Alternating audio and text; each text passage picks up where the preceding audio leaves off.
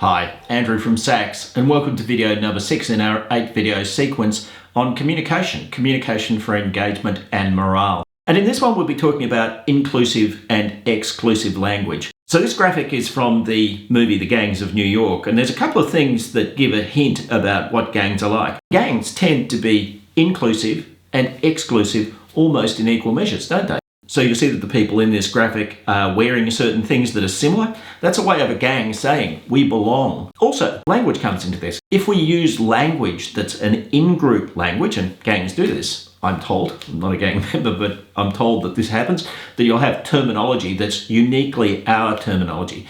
But professions can be kind of like gangs, can't they? We have certain ways, I know in psychology, we have all kinds of language that we use all the time that lay people don't relate to because it's technical language and it doesn't mean much to them.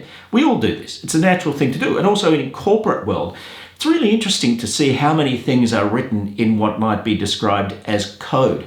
So, something like happy customers gets translated into something like satisfaction levels as measured by net provider or net recommender status or something like that. I mean, is that really necessary? It is amazing how often policies are written in this corporate code. Why not try to write them just as pure, straight language? Here is the truth about such matters. If you want to communicate with people effectively, use their language, not your language.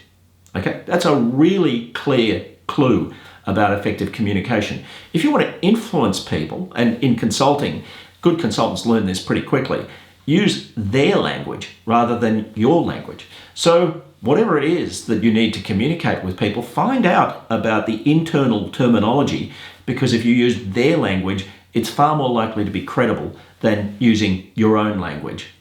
As a team develops, language tends to drift away from day-to-day speech and into jargon. You start out as just a group of normal people and you'll find, I'm sure many of you have had this experience, you'll get 3-letter acronyms popping up and shorthand descriptions of things. Now, all of that stuff can be really useful for shorthand communication to make it easy and quick to understand each other, but it is distancing from external people. It does tend to send the message, you are an other.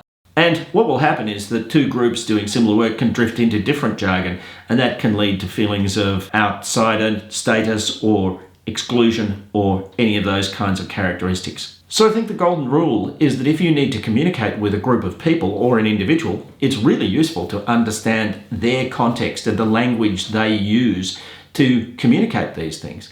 And if you're able to communicate in a form that people can see that you're using their terminology, then what that does is that it can create a situation where you're able to be seen as an insider rather than an outsider. That can be really beneficial.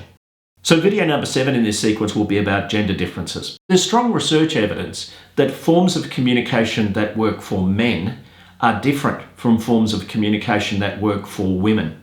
And I'm going to suggest forms of communication that will work for both. And of course, you also have gender identity these days, and people who have fluid identity or don't identify as either male or female. This form of communication will work. What we're suggesting is that sometimes in let's say a male-dominated or female-dominated environment, the dominant method of communication tends to be one way or the other. We're going to suggest that being aware of this issue and modifying your communication to be appropriate for all forms of gender can be more effective. Click on the link near this video to join us.